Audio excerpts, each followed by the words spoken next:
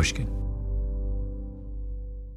If you're a QuickBooks customer looking to grow without the growing pains, you need the Intuit ERP, the AI-native ERP that upgrades right from QuickBooks. Learn more at intuit.com/ERP.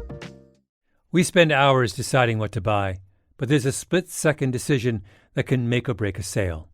Do you have the trust to hit buy now?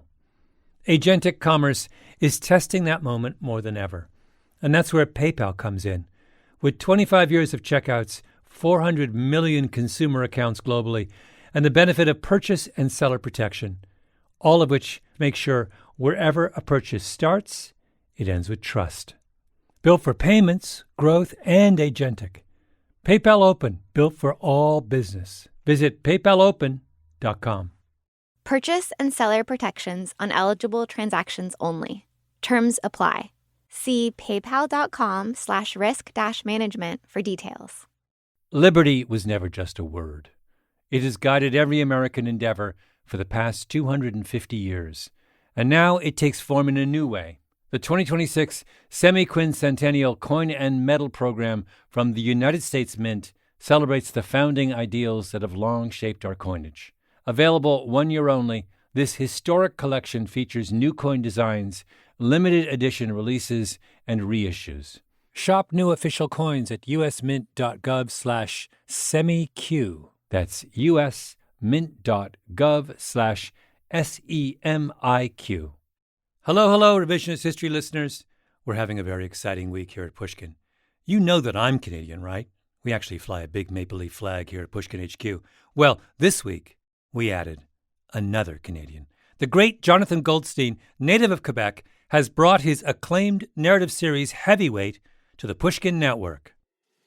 Oh, Canada, our home and native land, true patriot love in all our hearts command.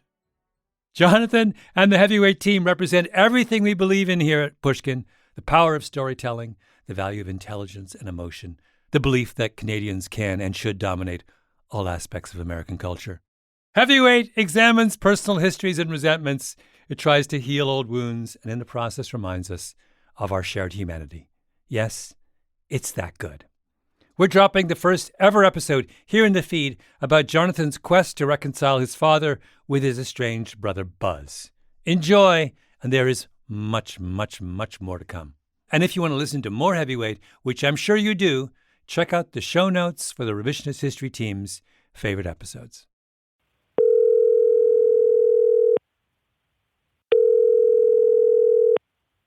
Yeah, hello. From Gimlet Media, this is Jonathan Goldstein, your old pal. Is that what it's called, Gimlet? Gimlet Media?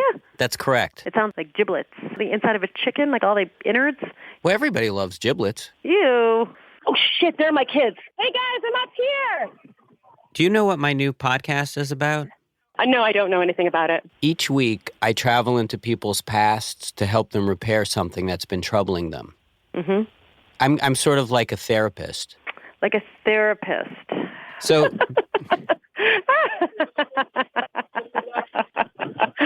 Yeah. Do you find that funny? I just think supportive. That's the laughter of support? I think it's great. Do you have any questions for me about what my show is and what it's going to be like? What's the name of your show? Yes, we're going to go now, but Jonathan's just about to tell me the name of his new show. As soon as he tells me, I'm going to bang down on him in 5, 4, 3, wait. 2. Do you remember when we used to do that? Yes, hang up the phone on each other. Okay, ready? Yes. The name of the show is Heavyweight. Heavyweight. You get it? 2, 1. No, it's... Time to say goodbye. Hello? Hello?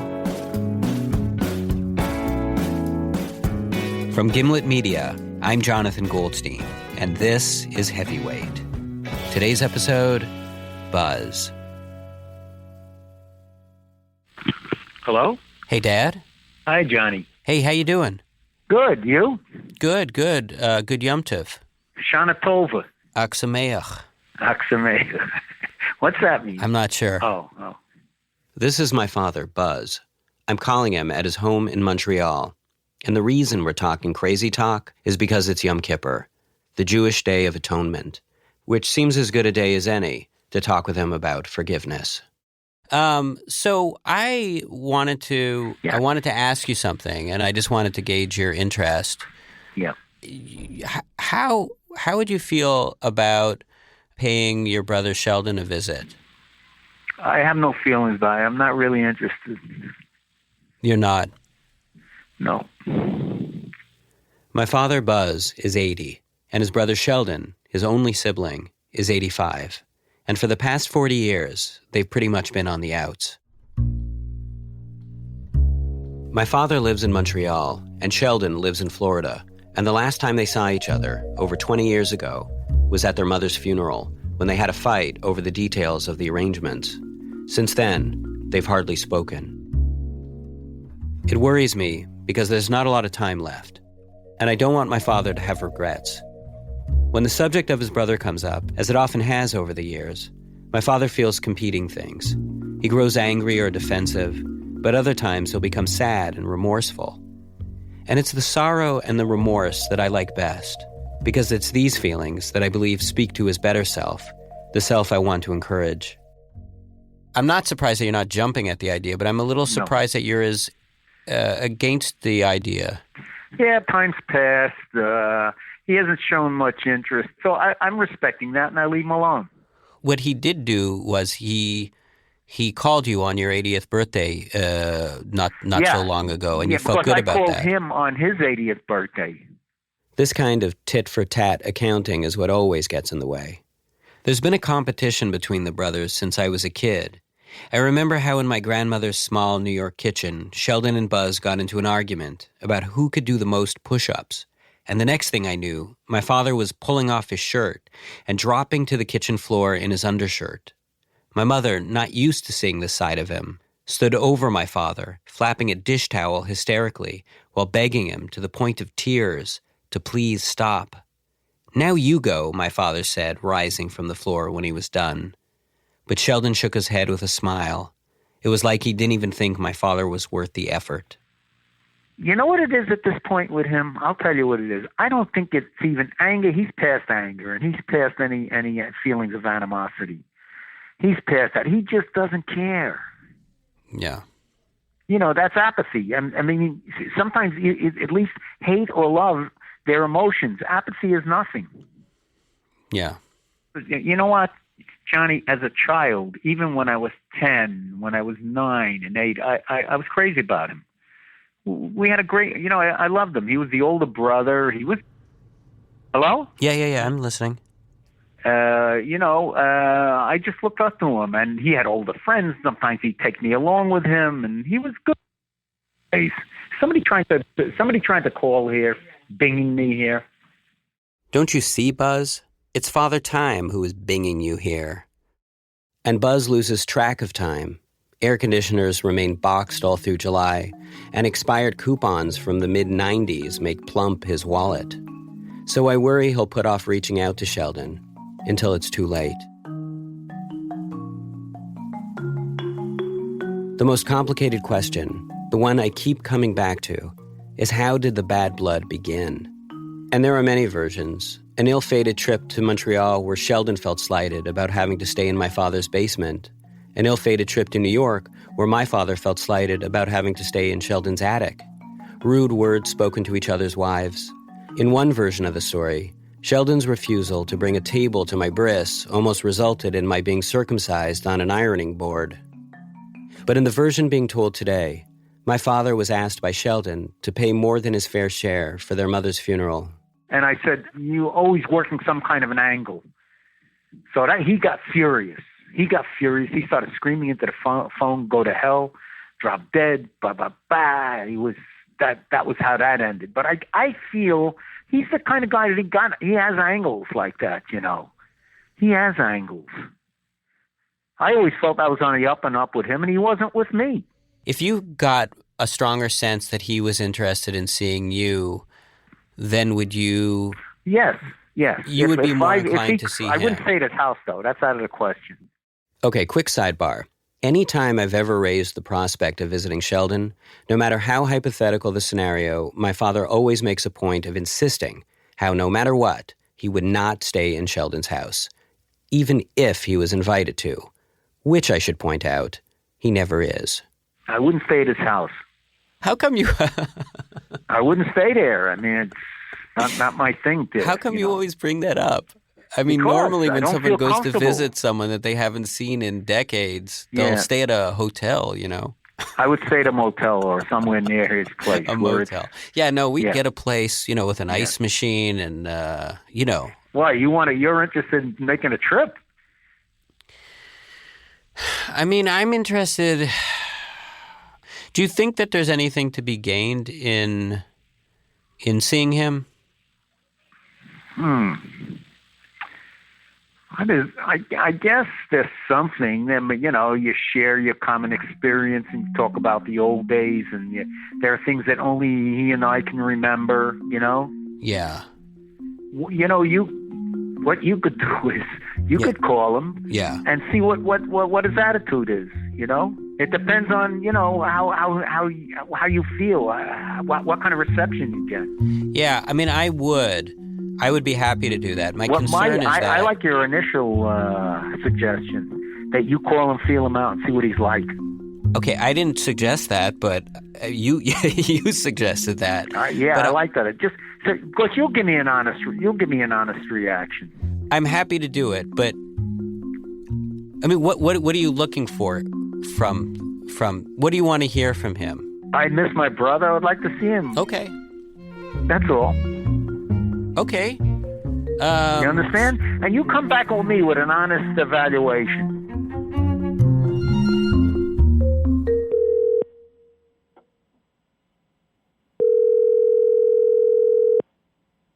Hello. Sheldon. Yes, speaking. Hi. It was quite a shock getting your phone call. You said, John, my hearing is not that great. Okay. And when I heard the first message, I'm saying, who the heck is that? I don't know anybody by that name. Sheldon now lives outside of Fort Lauderdale, but my few memories of him are from when he lived in upstate New York. I remember he lived in a trailer. I remember that he worked at a local prison, that he smoked cigars, that he looked a little like my father, but was hunched, like the world was weighing down on him. And he always wore this expression on his face that seemed to say, "You gotta be kidding me." You're keeping okay? You're keeping occupied? Yeah, I read a lot. I go to the gym. I go shopping. You know, here and there, little things here and there. And so you still go, how often do you go to the gym? 3 times a week. Wow, and what kind of stuff do you do there? Well, I do about 20 minutes of aerobics. Uh-huh. And then I do a little weight training. Huh. I try to flirt a little with the women there. Oh, yeah. My father also goes to the gym. That's a part of his routine also. He was happy to hear from you on his 80th birthday. Yeah, well, he didn't call me on my 85th, though. Tit, meet tat. Yeah, like, so, you know, maybe we could go out for dinner. I don't know, that kind of thing. Uh-huh. Well, what kind of a time frame are we talking about here?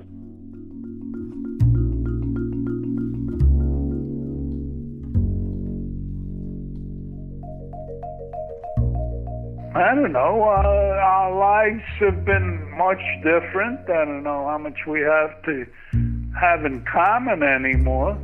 Yeah. We don't have much in common anymore, except the fact that we're elderly and retired. Other than that, I don't know what we have in common. I guess you have your past in common. Yes. I'll tell you honestly, I'm not a very sentimental person, and being a pragmatist, I take things the way they are.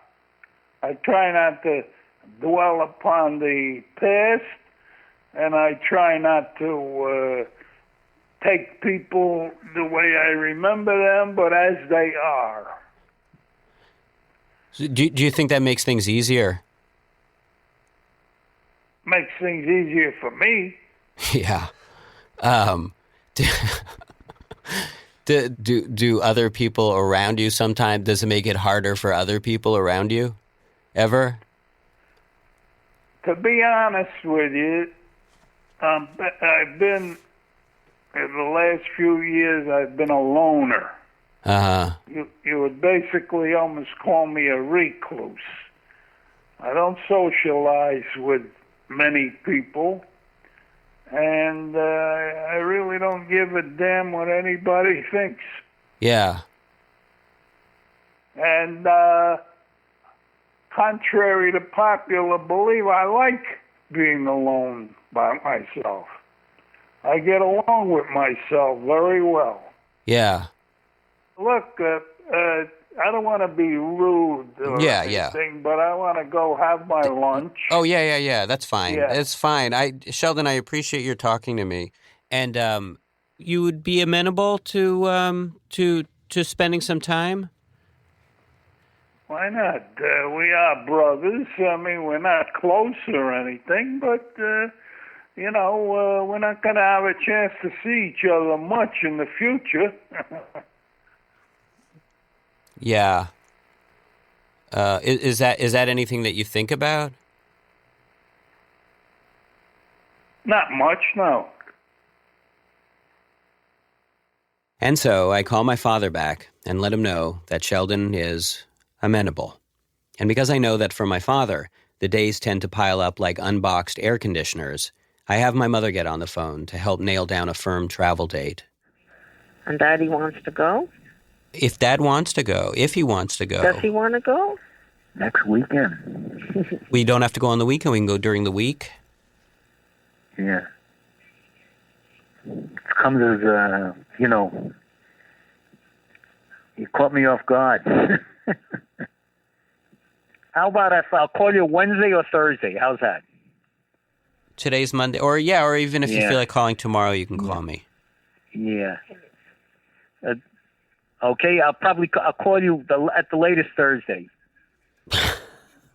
Did you get to Thursday? At the latest. That's 3 days from today. Yeah. Okay. I have to. All right, you do what you want to do. You call me, but I'll call you Thursday. Coming up after the break, Thursday.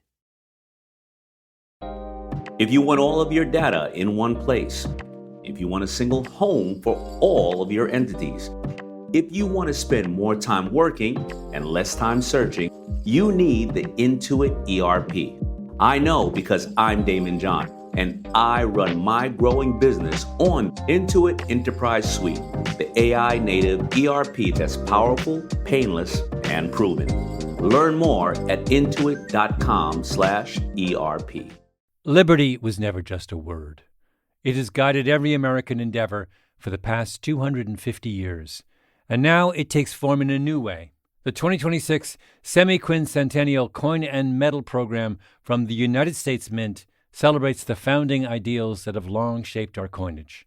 Available 1 year only, this historic collection features new coin designs, limited edition releases, and reissues.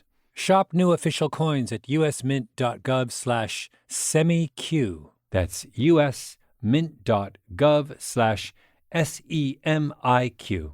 We spend hours researching products online and deciding what to buy, but there's a split-second decision that can make or break a sale. Do you have the trust to hit the Buy Now button?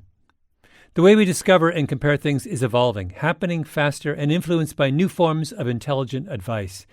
But the underlying trust question doesn't go away. If anything, it's more important than ever. That's where PayPal comes in. For more than 25 years, they've been a trusted way to pay. And now PayPal can make the agentic era of commerce work for merchants, letting them maintain control of their brand, their customer relationships. So even as the way we shop changes, the moment that matters most still feels familiar and deeply dependable. Built for payments, growth, and agentic. PayPal Open, built for all business. Visit paypalopen.com to get started. Purchase and seller protections on eligible transactions only. Terms apply. See paypal.com/risk-management for details. And so on Thursday, possibly with a little nudging from my mother, Buzz agrees. And then my father and I are off to Florida to visit my Uncle Sheldon. Press where to and then type. You have an address? Yeah, I do. Okay. My dad and I meet up at the Fort Lauderdale airport. I flew from New York and my dad from Montreal. My father's all dressed up, wearing a faux suede sports jacket that I've never seen him in. We grab our airport rental and prepare for the 2-hour drive to Sheldon. In the 90-degree heat, it's immediately made clear that faux suede might not have been the best fashion choice. It's like we're on a safari. On the road to Sheldon's, my father will experience a spectrum of feelings. As we first set out, there's excitement. You know, my brother was funny in a lot of ways. I could laugh. We're going to have laughs with him. You know what I mean? He's a very funny man. A half an hour in, and there's bitterness. We invited him to your bar mitzvah, and he returned a very cold card. Sorry, we will not be attending. It was, it was so mean. You know what I mean? Even the writing. An hour in, and how is Buzz feeling? I'm relaxed. I'm kind of old to get anxious, you know what I mean? A half an hour to Sheldon's. A little bit apprehensive now. Yeah. 10 minutes to Sheldon's, and Buzz is feeling... All right. Yeah. Yeah. You feeling a little, No, it's going to be strange. Yeah. It's going to be very strange.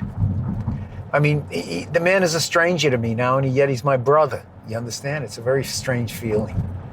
Yeah. I wonder if he's getting nervous. Maybe. Because he's waiting for us, right? Yeah.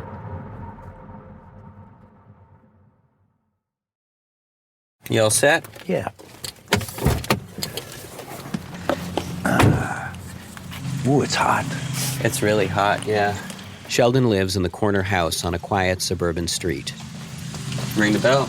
I guess. Is this his door? I'll double check. Maybe Oh, there's here a he bit- is. Huh. Hey. Hi. This This is Jonathan. Nice Good to see meet you. Yeah. Come in. Come here. Thank you. I smell really a good nice. smell of cigar. Yeah. Lately I've become a monk. Me and my pussycat. Oh, you got a cat. After all the years and the worry and the dread, things seem to be going swimmingly. We sit down at Sheldon's kitchen table, and my father gets right into it. So now there's things I want to know. You said that Rainey died. Yeah, she did die. The dead are a good place to begin. As a subject, they're easily agreed upon and not likely to spark a fight. The uncle died. The uncle died. He was the youngest brother. Oh, he died long ago. He died, eh? Oh, you know who died? Who? Hoffman. Hoffman? A real prick. Yeah, I didn't know him that well. I Real didn't know prick. him. Yeah. Knish. We used to Oh, call him that shotgun. Knish. Yeah, he was Knish. fat. He was fat. Redhead. Redhead, Yeah, right. Yeah. Knish. Yeah. Remember Johnny? Johnny was a sex maniac. Johnny, oh, he would fuck a dog on the street if he saw the dog. He'd try to fuck the dog. Can I get you guys a cold beer? I'd like a beer. How about you? I'll have a beer. Even though they're in their 80s, Sheldon and Buzz still possess voices and temperaments suited to shouting out Brooklyn tenement windows, while my voice How about you? I'll have a beer. Is best suited to asking a waitress if there will be a sharing charge. I defy. Forgot about that, sorry. Case in point, this is Sheldon accidentally swiping a portable microphone receiver off the kitchen table, and me trying to smooth things over. Take this off, will you? It's annoying. No, here, just put it in the in your pocket there. Just take it off, would you please? Thank you. Thank you. Over the next couple of days, my testes will flee like frightened cockroaches, upward, ascending to heights not seen since the bar mitzvah that Sheldon was not attending. And while we're on the subject of testes, here's Sheldon reminiscing about the time he was examined for a rupture by their family doctor. Me and Wally Rosen were joining the weightlifting club, so you had to be tested for a rupture. I remember he put his hand under my balls, I started laughing so hard I pissed right in his hand.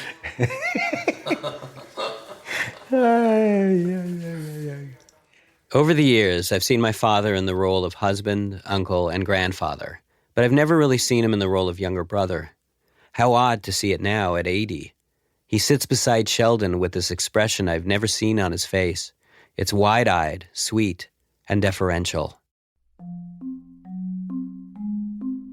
But as the day wears on, Sheldon and Buzz begin to squabble over their memories, fighting over every little detail. Remember the hullabaloo we had with the hair dyer, that heavy-set girl? She's a manicurist. She was a hair dyer. Manicurist. No, she was a hair dyer. Here's what happened. She went over to Irving. They even argue over the death of their grandmother. I found her body. I opened did. the door. No, I did. My mother was across the street of Greenberg. I remember walking I looked in on her. and I knew she was dead as soon as I saw her. I never saw a dead body in my life, but I knew she was dead. Sure. So wait, so you found her or you found her? I remember looking in on the room to see how she do. I said it was awfully quiet. I found her, but let him take the credit. No, I'm not. It's some credit.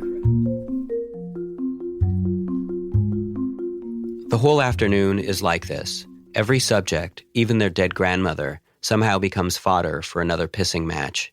They're burning up all this time with small talk, when what they need is some big talk. In particular, they need to address a story that I know holds a great deal of meaning for my father. It took place in 1939, on the day their mother left them. I've only ever heard the story from my father, never from Sheldon. I wanted to ask what you remember, what your perspective. All I remember that time was when Pop was smacking her around and she ran out in the hall in her slip. Fighting in the hall. No, he was smacking her around. Yeah. She ran out. Yeah. So what happened the next morning? The next morning? Yeah. Look in the closet, her clothes were gone. She left. What happened after this, in my father's telling, is that his mother returned soon after she left, with a policeman in tow. And they came back to try to get you. They wanted you to come back with them. And where were you? I was there, but they were trying to drag you out of the house. And they weren't trying to grab you out? No. I could stay with my father and grandmother. This is the point of the story for my father. It proves, once and for all, how his mother loved Sheldon more than she loved him. Sheldon didn't move out with her, and after a year, their mother returned, and together, Buzz and Sheldon grew up under the same roof, in the same bedroom, often sleeping under the same blankets, each knowing who the mother had chosen, and each having to do their best to carry on and live life with the burden of that knowledge.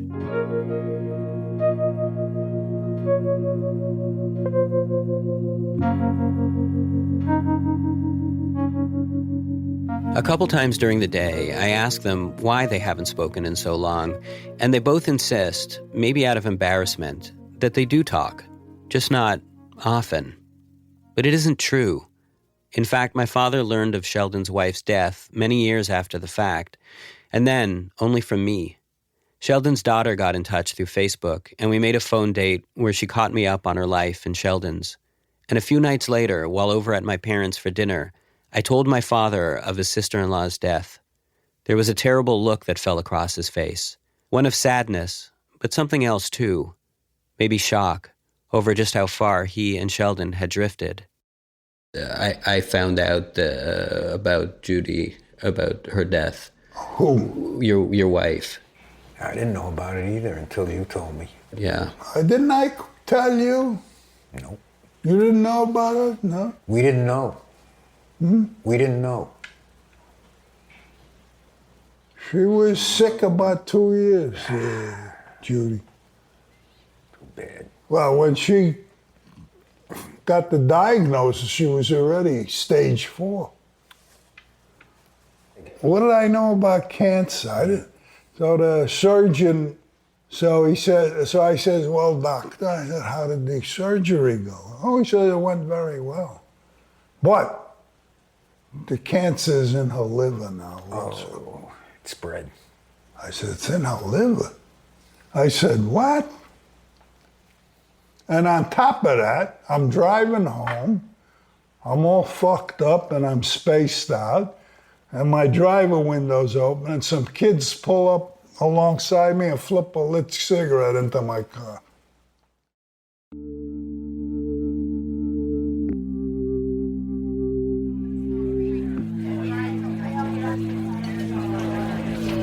You know where I usually eat when I come in by myself? By the bar. They got a waitress there who always waits on me, and she takes good care of me. For dinner, Sheldon takes us to a local Outback steakhouse. As people walk by, he provides a running commentary of an elderly couple. Don't get like that couple, whatever you do. It's time for the execution. Of an overweight couple. Oh, are they fat? People are fat today. It's as though he's sharpening his wit, readying it for the main event, teasing my dad about Canada. I don't know how you could take Canada when you're around. Why? So we got nice neighbors. It's nice. It's okay. What was I going to say? You're living in the same place for how many years? Oh, about over 35, 38 years, something like that. I'm happy there. Yeah. For my father, I know this is a touchy subject, believing, as he always has, that Sheldon looks down on him for the dinkiness of his Canadian life and home. It's like a constant reminder of just who is second best. Later, my father will repeat Sheldon's words. "You're still living in that same place," he'll say. "For how many years?" But just then, I watch my father clench and unclench his jaw, as he does when he is brooding. I know he's trying to take the high road, trying not to ruin the evening. What? $200.30? Are they kidding? Sheldon invites us back to his place for cookies, but my father says he isn't up for it. Thank you. Good night.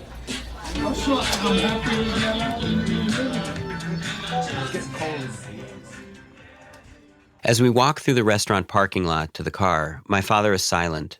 I find myself feeling protective of him. After midnight, lying awake in our hotel, my father insisted we stay at one. I lay in bed thinking about that day in 1939, when my grandmother came back for Sheldon, not my father. For my father, not only did it push him away from Sheldon, making him feel jealous and resentful, but it also cast a shadow over the rest of his life, causing him to always feel passed over. He's mellowed with age, but as a kid, I saw it come out in all kinds of ways, always sensitive to slights, ready for a fight at the smallest perceived offense. I wonder if there's a different way for my father to see things. If there is, the only living person in this world who can help is Sheldon. When their mom left, Sheldon was 9, my father 5. Sheldon would have understood a lot more than my father. Yesterday, Buzz and Sheldon talked like a couple of kids who used to play stickball in the old neighborhood. Today, if me and my big fat meddling yap have any sway, they'll have a chance to talk as men. As brothers, even. Because if not now, when? Day 2. This is a damn good cigar. He sent me. Dominican Republic. They make a damn good cigar in Dominican Republic. What are you talking Despite the difficulties of last night, the coin is flipped back to the good side. Sheldon offers my father a cigar. And with the cigar, some cigar talk. Some pretty foul cigar talk. We're riding on Queens Boulevard. Johnny's in the back seat with the Who. He's got his naked ass up in the air, and he's humping. Well, the funny thing is we had to stop for a light. And there's a truck driver sitting in the cab up high. I looked at the guy, it was funny.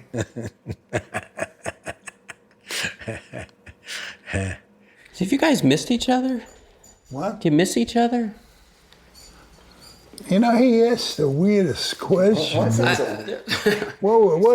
What is he, abroad? No, I mean, I don't know. That's, Eager to prove to my Uncle Sheldon that in spite of the fact I'm wearing my wife's travel deodorant, I am indeed not abroad, I allow them to return to more pressing matters.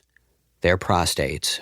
The guy says, geez, he says, your prostate feels like the moon craters in there, he said. That's I said, thank you, yeah. doctor. I thought he was complimenting me.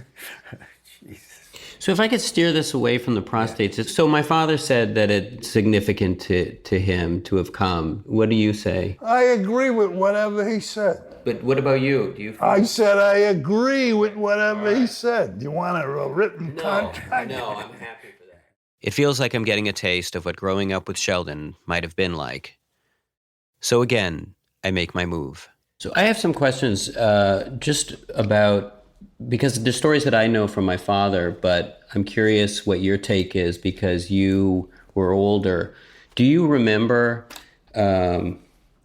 what was going on when your mother left originally? Like why and what was going on? Didn't you cover this ground before yesterday? But from my father's perspective, the way I understood it was always you were the favorite. Did you feel that way? At this point, Sheldon's face suddenly softens. I always felt that I got the short end of the stick. Yeah, but you were a kind of a favorite with my mom. Yeah, maybe with Mom, because maybe temperamentally we were closer than I was with my father. My father never gave me spit. Did you ever get any money from my father? Can't remember. You never got a dime. No, can't remember. You never. No. One time I sprained my ankle so I'll never bad. Forget that.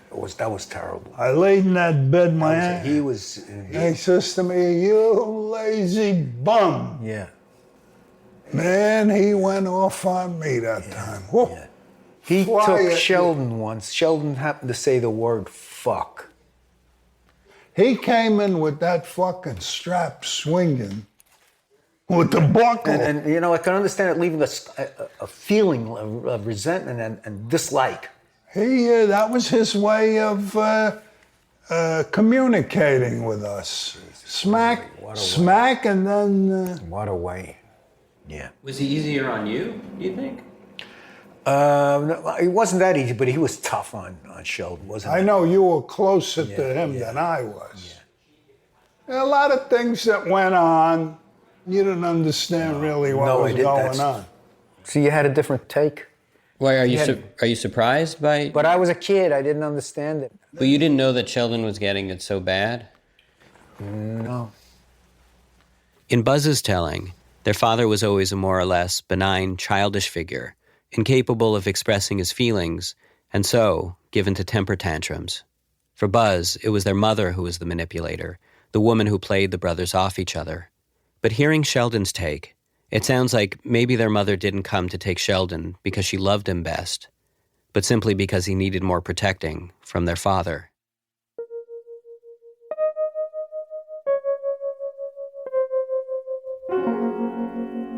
For the first time during our trip, I can see my father considering Sheldon's point of view, actually taking it in. I know it's intense for him because he can't even meet Sheldon's eyes. Instead, he looks at me, addresses his comments to me. You know, it's sad that my father had such a negative impact on him, you know? Just awful. Because he had so much going for him. He was a wonderful son. He worked hard. He was a good boy. He went to school. You're talking like I'm a failure in life. No, you weren't a failure. That's the thing that I'm saying. You weren't a failure. But all I'm saying is that emotionally, he left an impact on you. It took a long time for me to get out of that emotion. And now I'm at peace with myself. I can talk about him and laugh about it. Now I want peace, quiet. I'm happy living by myself. Are you lonely, Sheldon? No. The last time my father saw my grandfather in full health, my dad was visiting from Canada. My grandfather asked my father to drive him to the cemetery to visit his parents' grave. And once there, my grandfather wept inconsolably. Later that day, he would succumb to a stroke and shortly after be moved to a nursing home. With Sheldon being more local, the burden of my grandfather's care fell mainly to Sheldon. It seems like a lot of the family's burdens fell to Sheldon. They put a lot of the responsibility on him that my dad should have been taking that responsibility. And he shouldered that. Who's going to take care of you? Who's going to take you to school, meet you? I remember one time I was late or something. You stood outside that School, you were crying. I said, Buzzy, I'm here. Yeah. He was good to me. A lot of times I was mean to you. Yeah, mean, you were my older brother. You used to knock the shit out of me sometimes, but, that's the way it is with brothers. Well, yeah. I was good in some ways I was mean. Who was not? Who was not? So if you feel like you were compelled to see each other now because you knew that, it's now or never kind of thing, then it means that it was important to you both, right? To see each other. You want to take that? Sure. Yes. Yeah, it's an easy answer. Yes. Yes, because we're not getting any younger. I mean, what's down the road? I'm 80. He's 85. I mean, because there was a lot of water under the bridge, and we want to close that bridge now. I want to feel easy now. I want to say now he's going to be 86. I want to call him on his birthday and say happy birthday to him now. I'm not going to stand in any fucking ceremonies anymore. As my father speaks, as per his brother's example, dropping F-bombs like he's in a Guy Ritchie film, Sheldon keeps his arms crossed and his eyes shut tight. He's quiet for several seconds, and then he reaches out to pet his cat. Should I leave you the cat in my will if anything happens? If anything happens, I'll take care of the cat. I'll take care of the cat. I'm happy I came to see you. That I am. I'm happy you came here. Yeah. That's good. Very good. If you want to buy a house, that one is for sale over there. When it's time to leave, Sheldon walks us outside. But before we get into the rental, he points across the lawn to his neighbor's house. He tells my father that it's for sale, and then he tells him the asking price. And my father says that doesn't sound bad at all.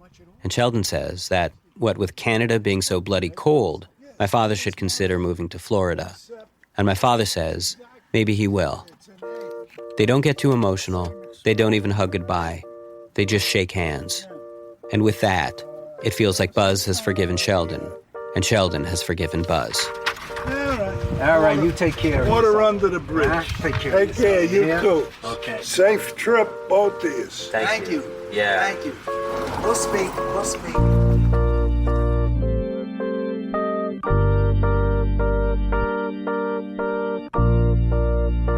Turn right on Northwest Bedford Drive. Oh my God, I feel so different now. You know that? This is taking a lot off my shoulders. As we ride to the airport, my father says that the thought of Sheldon all alone in that house with just a cat makes him sad. Do you really think he isn't lonely? My father asks. I assure him that Sheldon seems okay with being alone, but my father doesn't seem so sure. After all these years, the burden of having lost his brother has been replaced by a new burden, one that might be heavier to bear.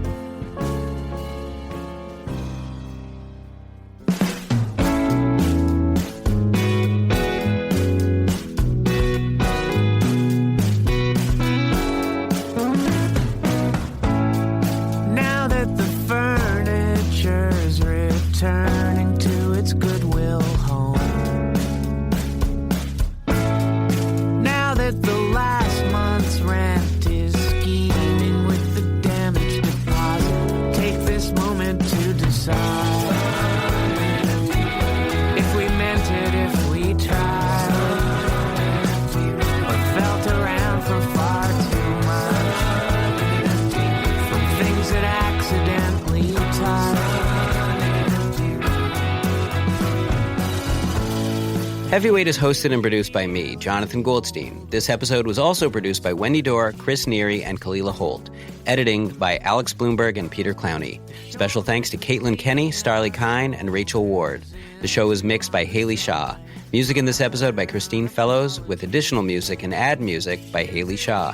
Our theme song is by the Weaker Thans, courtesy of Epitaph Records. A version of this story appeared on This American Life, and we had a lot of help from the folks there. Ira Glass, Julie Snyder, Jonathan Menjivar, Sean Cole, and Robin Semyon. A very special thanks to Emily Condon. Follow us on Twitter at Heavyweight. We'll have a new episode next week.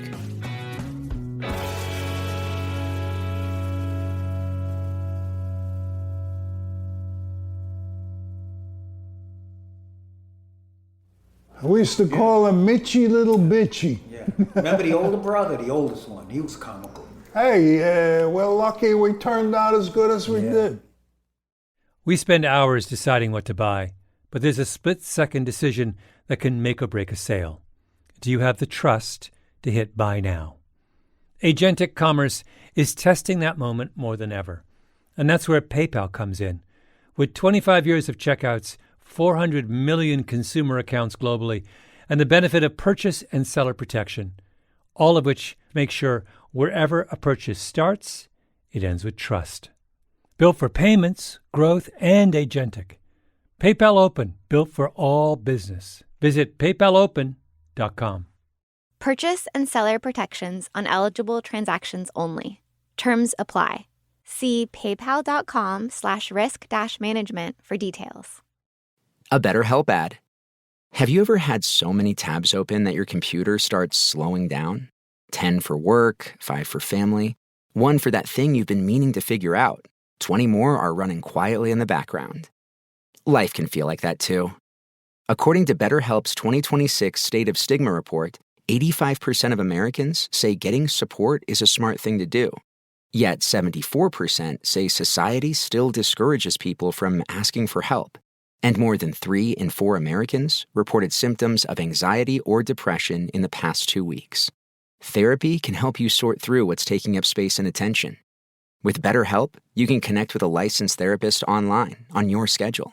You'll be matched based on your needs, and you can switch therapists anytime. In fact, 69% of BetterHelp users showed meaningful improvement in anxiety and depression. Maybe it's time to close a few tabs.